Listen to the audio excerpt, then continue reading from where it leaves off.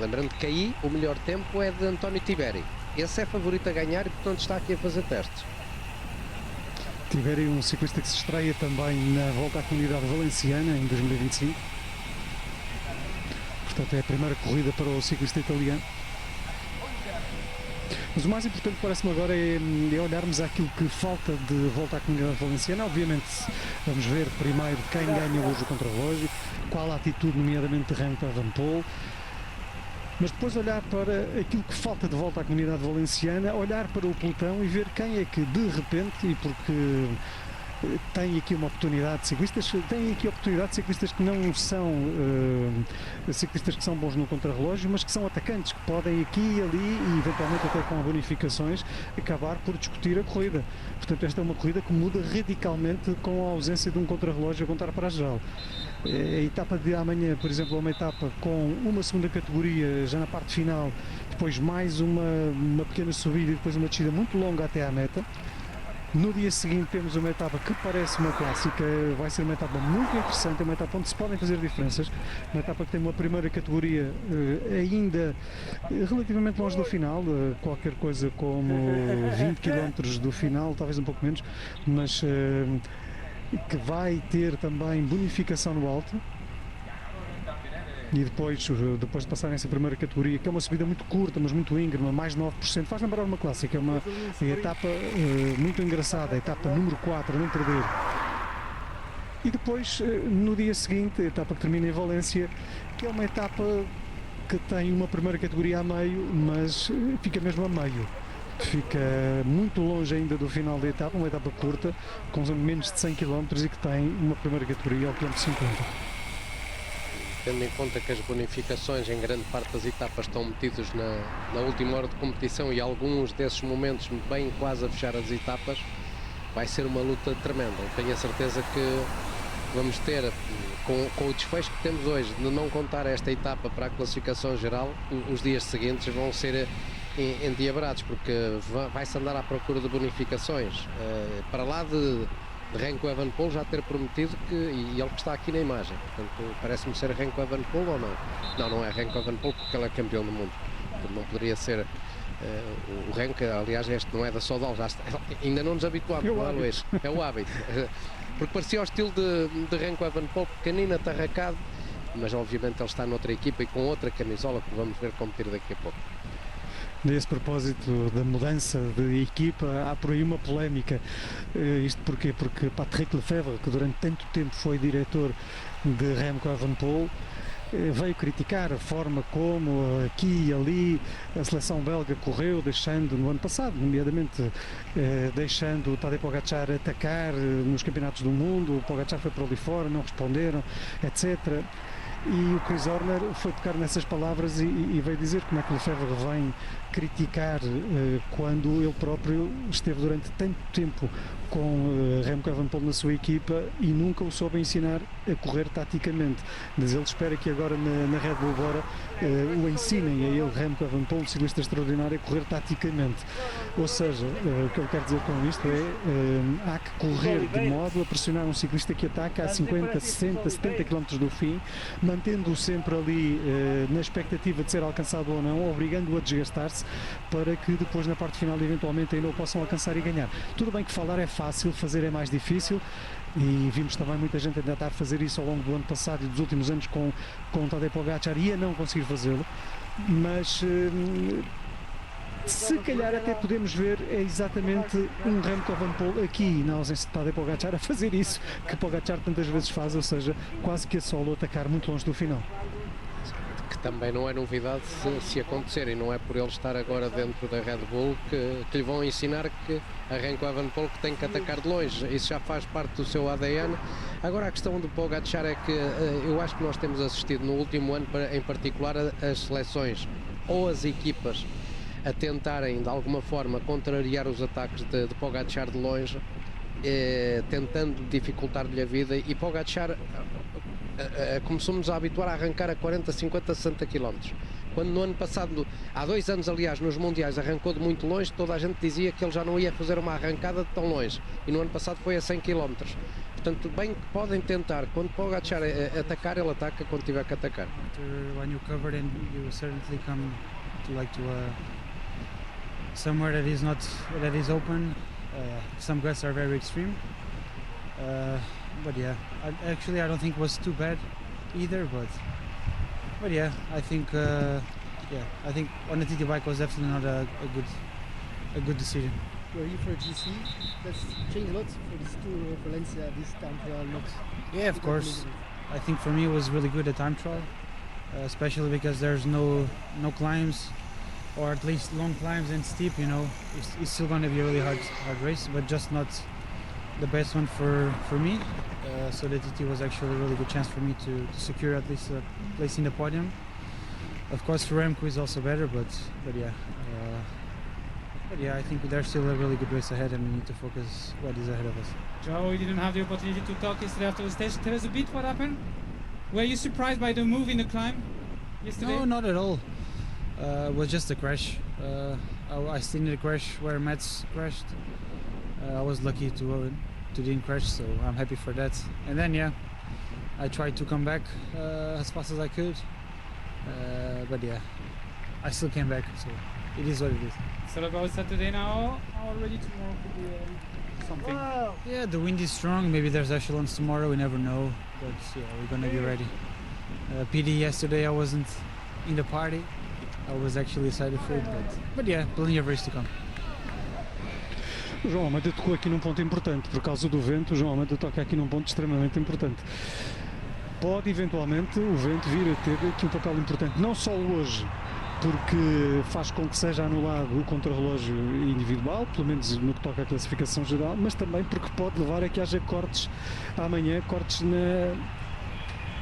em termos de etapa, portanto pode haver os chamados abanicos e pode haver o pelotão cortado. Era um ponto que ainda não tínhamos abordado. Diz que, e esta foi a primeira explicação que encontramos daquilo que se passou ontem, e o João Almeida diz que ontem na subida se atrasou um bocado. Porquê? Porque perdeu o contacto após uma queda de um ciclista à sua frente, portanto um pouco mais à frente, ele ficou para trás, afetado por essa queda, e depois, quando deu por ela, já estava o grupo cortado, e numa altura, como vimos, a equipa da Red Bull foi para a frente pegar na corrida. Ele diz que esta alteração na classificação na etapa de hoje poderá ser-lhe prejudicial em termos de classificação geral, mas compreende e está de acordo com o facto de hoje os ciclistas não fazerem esta prova numa bicicleta de contrarrelógio e, portanto, está de acordo, afinal de contas, com as decisões que foram tomadas. O que é certo é que há quem, para lá das palavras que ouvimos e que o Luís estava a explicar do João, estamos aqui no intermédio, aqui com um dos mexicanos também na rampa de lançamento, McNulty e Pelizari no intermédio, já bateram o António Tiberi. Portanto, quer dizer que o norte-americano, companheiro do João Almeida, não vem para brincadeiras, vem para fazer testes, ao contrário do João, que apenas se controlou no dia de hoje num treino mais intenso. McNulty vem com as asas abertas. A Pelizari, que ontem atacou na parte final, também me parece estar em boa forma em direção à volta à Itália. É um dos adversários do próprio João e de Vingegaard no Giro.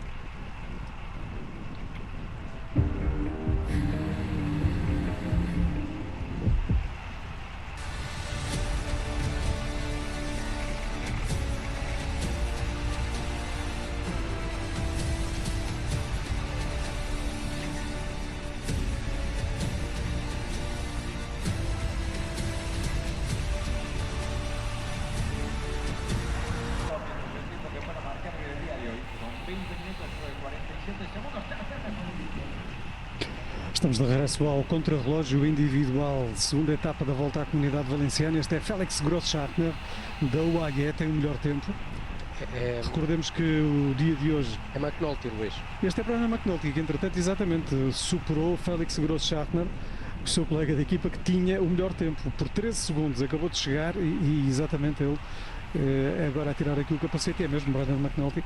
Dentro de pouco vai entrar em cena Magnus Sheffield, e este é um grande candidato também, Magnus Sheffield, hoje a fazer um bom contrarrelógio, eventualmente até a vir a ganhar o contrarrelógio.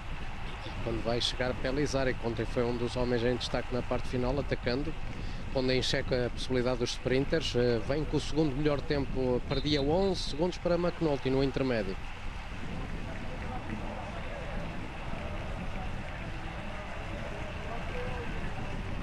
Falta-nos é o tempo, portanto 20-16, se fosse 20-16 batia McNulty por larga escala, mas não me parece.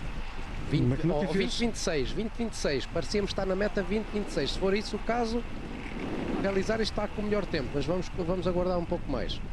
McNulty fez 20:47, vamos esperar para confirmar o tempo do Pellizzari. Lembrando que a primeira parte do contrarrelógio já se anda rápido, McNulty fez 44 de média e no final McNulty termina com quase 50 de média, portanto o vento na segunda parte está de costas claramente.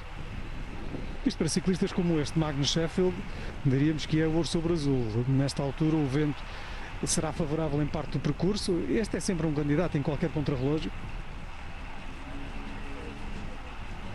E este também vai ser dos ciclistas, não para hoje, mas eu diria para os próximos dias, quando há pouco o Luís, o Vermeers, que vamos vendo aqui, quando o Luís falava das palavras do João, dizer do vento que pode surgir também nos próximos dias devido aos abanicos e ser uma arma mortífera para algumas equipas aproveitarem a situação, Vermeers pode ser um ciclista muito importante na defesa da posição de João Almeida no grupo principal. E já a seguir vai sair um candidato a ganhar a corrida classificação geral, Matías Vacek. Matías Vacek, acho que depois de ontem termos tido o abandono, ainda não falarmos dele, de termos tido o abandono do líder da equipa, acaba por ser, com certeza, dentro da Lidl Trek, um grande candidato. Ele já era candidato certamente a discutir a corrida, mas depois do abandono de Mats Pedersen, era isto que eu queria dizer, Pedersen teve uma queda, múltiplas fraturas, clavícula e também pulso. A clavícula já foi operado, o pulso vai demorar mais tempo. Seja como for, é sempre muito doloroso e eventualmente poderá ter em risco a sua temporada da primavera. Portanto, é menos um naquela luta, luta pelo, e há pouco falávamos das clássicas da primavera, nomeadamente, por exemplo, da Milan-San Remo, poderia ser sempre um candidato, da Volta à Flandres, do Paris-Roubaix, falávamos de Tadej Pogačar, da forma como bater Tadej Pogačar. Bom, quem sabe como bater Tadej Pogačar em algumas delas é mesmo Mathieu van der Poel. Mas Mathieu van der Poel, logo veremos o que acontece com Mathieu van der Poel. Agora com Mats Pedersen fora, mais um motivo para Mathieu van der Poel ainda ser mais favorito em algumas destas corridas, mas de Pogačar veremos, nomeadamente no Paris-Roubaix, o que vai acontecer. Pogačar não tem tido muita sorte também no Paris-Roubaix. Mathieu van der Poel tem tido sorte e a capacidade, como sempre, não é? Mas o Paris-Roubaix é muito uma questão de sorte também, diga-se em bom da verdade, que já houve casos.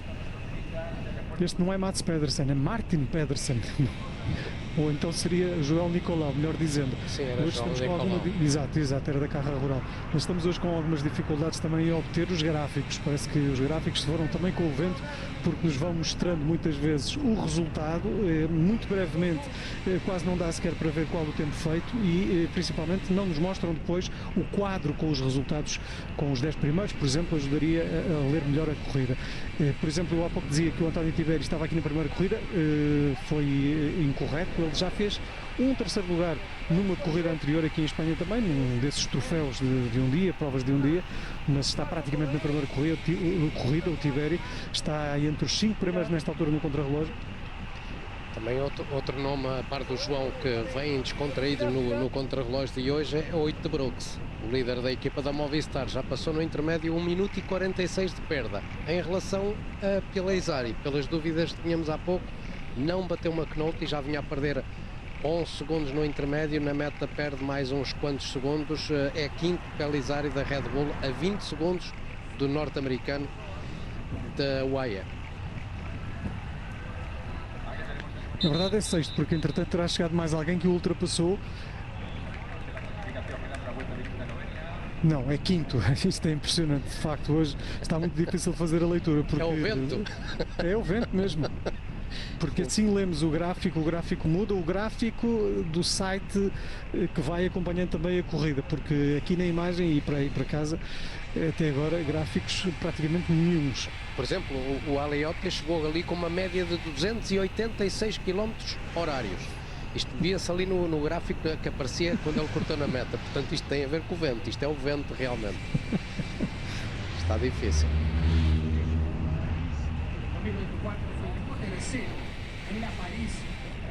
Van Gestel está também aqui para partir e descontraído completamente.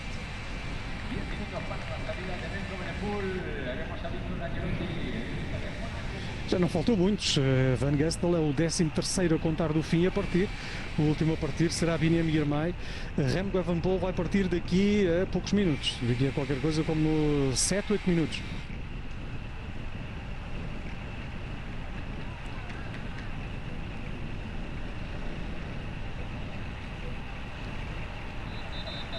Acho que daqui até a final há aqui alguns nomes que têm obviamente de ser mencionados. Um deles é Magnus Sheffield, que está na prova nesta altura, é forte candidato a ganhar a corrida, e o outro é obviamente Remco Evenepoel. Eu fico com a ideia de que hoje vamos ter Remco Evenepoel, contabilizando ou não para a geral, ele vai querer ganhar um contrarrelógio. Isto já está no ADN dos contrarrelogistas, de querem mostrar serviço. Ele é o campeão olímpico, campeão do mundo, e portanto não vai deixar por mãos alheias que seja outro ciclista a ganhar.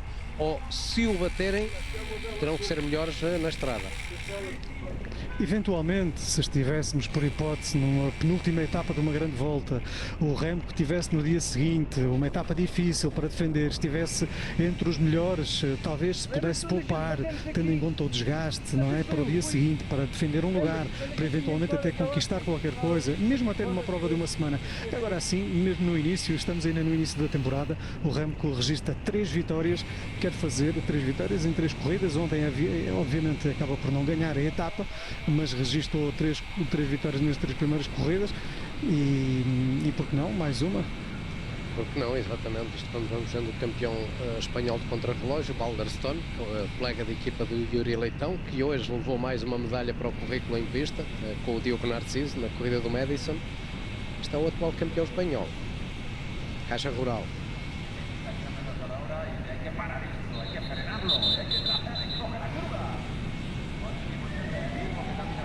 Mas de todos estes que faltam partir e dos que estão na estrada, sinceramente só vejo mesmo a possibilidade de um Remco Evenepoel.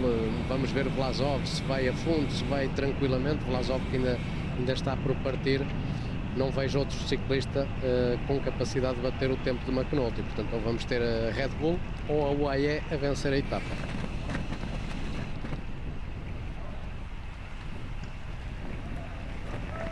E vamos ver Ivan Romeo, porque Romeo acabou de passar no intermédio a 8 segundos apenas de McNulty. Portanto, o campeão de Espanha de estrada vem a fazer um bom contrarrelógio. Penso que é ele que está a chegar aqui à meta nesta altura, Ivan Romeo. Será, exatamente, Ivan Romeo, diz-nos ali 38,55, mas não pode ser. Está muito difícil, está difícil. Não pode ser, porque o melhor tempo é 20,47. Sim.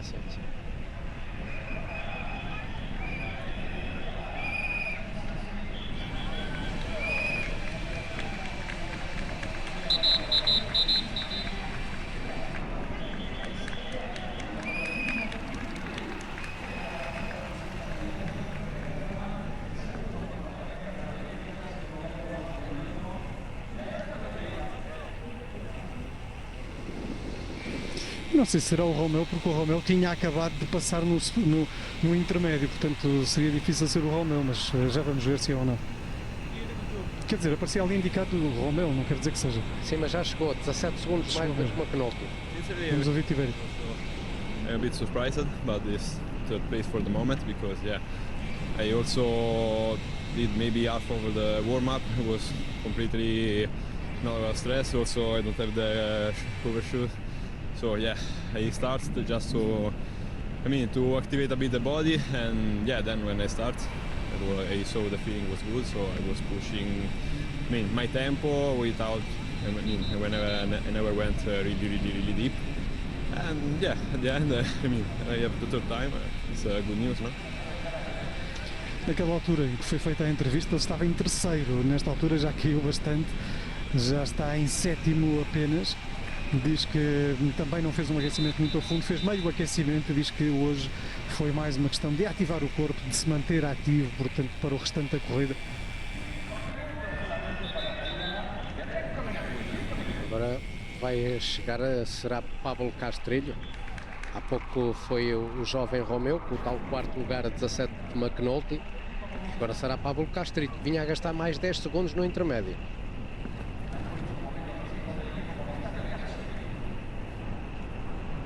Pois isto está tudo muito complicado, porque vamos ver em tempos que não têm absolutamente nenhuma conexão com a realidade.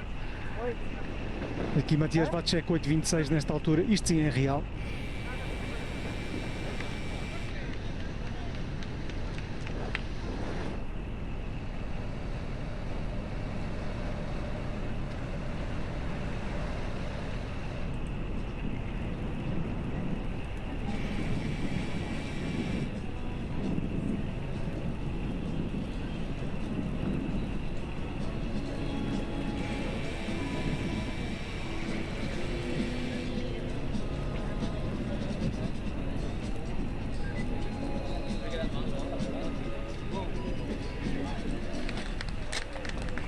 Y larga nomás entonces el número 46 del Red Bull Bora, Alexander.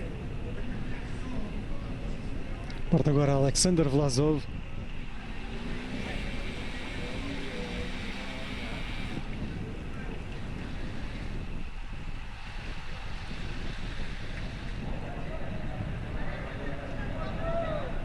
Isto está quase a partir de Remco Evenepoel. O Evenepoel estará a 2-3 minutos da partida. Mas Paulo, há pouco acabámos, depois vamos ver o tempo deste ciclista, mas há pouco acabámos por, vamos ver se vemos o tempo deste ciclista, melhor dizendo, há pouco acabámos por não analisar totalmente o percurso. Parece-me que a etapa de sábado, que é uma autêntica clássica, vai ser muito importante, porque é uma etapa muito dura. Talvez era sempre a etapa mais dura em linha e agora talvez seja mesmo a etapa que pode fazer maiores diferenças em linha. Sim, acaba por ser a etapa mais sinuosa de princípio ao fim. É como eu vos disse, é uma mini clássica. Os ciclistas ou estão a subir ou a descer, várias contagens de montanha, uma delas de primeira categoria já bem perto do final, apesar de ser curta, mas é muito exigente pela inclinação de quase 9,5% de inclinação durante 2,5 km, que tem bónus lá em cima a aguardar também pelos 3 primeiros ciclistas, e depois os bónus logo a seguir, basicamente a coincidir com o final da etapa. Tudo isso acho que vai ser muito importante nessa jornada, com mais de 3.000 metros de acumulado, numa etapa que acaba por ser de alguma forma também a jornada mais longa de toda a edição, com 172 km e com o desgaste de dias anteriores. Mesmo que hoje que seja um contrarrelógio para alguns dos ciclistas, um contrarrelógio tranquilo, onde o desgaste não se acumula muito, que é mais a intenção de muitos deles manterem o corpo ativo, como há pouco ouvíamos, mas esse dia vai ser fundamental. Mas eu acredito que no dia anterior, que é uma etapa muito plana em quase toda a etapa, mas com 2 subidas já perto da meta, que é um aperitivo para alguém tentar fazer alguma coisa, apesar da inclinação não ser muito acentuada, mas é uma subida com 7,5 km de extensão.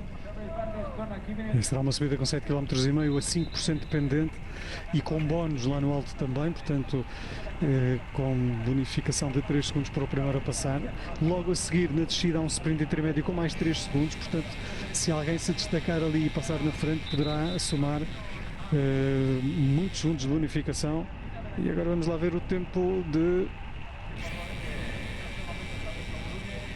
Balderstone, 21,51, mas o tempo continuava a andar, portanto assim é mais difícil. Mas se fez 21, fez mais do que Brandon McNulty, portanto não terá batido McNulty. E agora sim, vai partir campeão do mundo contra relógio. Isto quando voltamos a Matias Vacek. Vacek, se não passou no intermédio, deve estar muito próximo de o fazer. Com Vlasov agora também aqui na imagem, a saber também se ele vai a fundo ou não.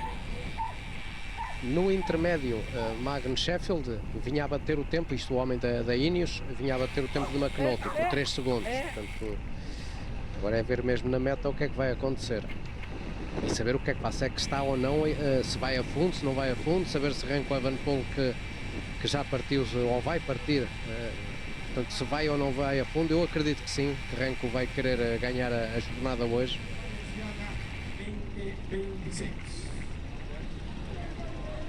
Quanto a Vacek, dava a nítida sensação de que vai a puxar bem. E ali na zona da subida, portanto não ia propriamente descontraídamente a fazer a subida. Mas já vamos ver quando tivermos os tempos na passagem por Elslax, portanto sensivelmente a meio do percurso. Já partiu o Remco Evenepoel.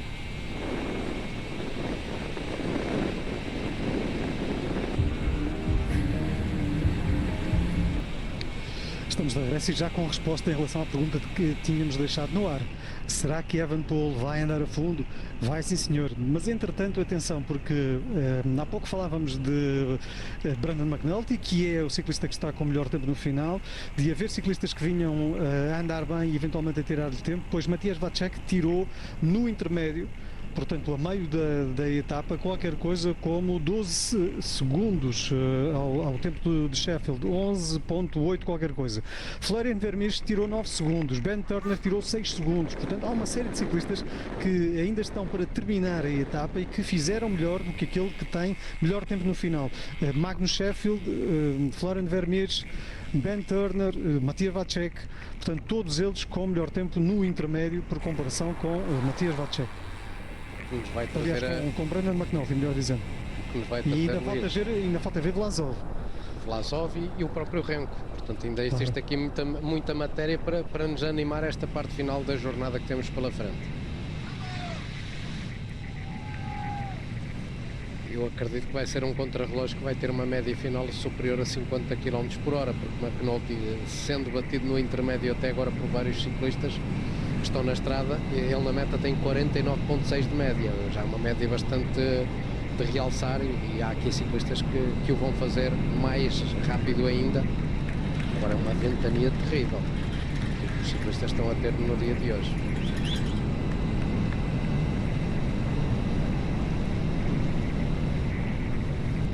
Remco Evenepoel é mesmo competitivo, não há nada que o tenha, mesmo sozinho, é capaz de competir contra si próprio.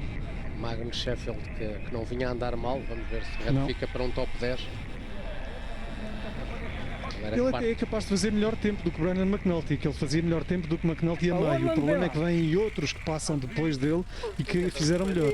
Pois, estou a achar estranho. Já vem aí? Era bom era termos o tempo, mais uma vez falta-nos o tempo do ciclista que acaba de cortar a linha de meta. Aqui dá para perceber as dificuldades que os ciclistas têm, que alguns deles eu tenho notado, inclusive, é que as rodas de perfil que estão a utilizar, algumas até são de perfil relativamente baixo. Aqui é um perfil, por exemplo, de 50 que este ciclista leva à partida, mas já havia aqui gente a utilizar, ciclistas a utilizar perfis de 35 e 40. Isto devido ao vento, porque ninguém ousa levar uma roda lenticular, por exemplo, atrás. Nem Remco Evenepoel o faz. Vejamos, as rodas lenticulares não foram proibidas. O que se disse foi que os ciclistas não podiam partir na bicicleta de contrarrelógio. Agora a escolha das rodas é livre. Vermeersch que vinha a fazer um bom tempo.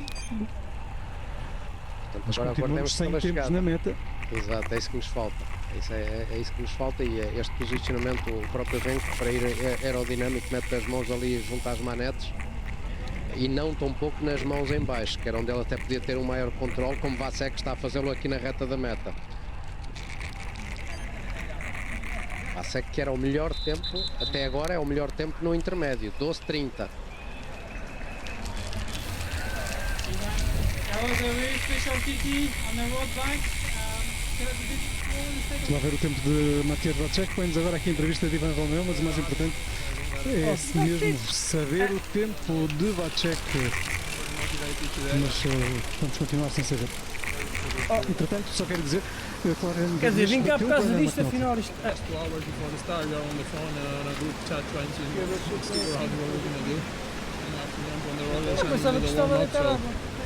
Yeah, it's not ideal. É I'm happy aí. also with Eu estou a dizer é aqui. how it went regarding the decision.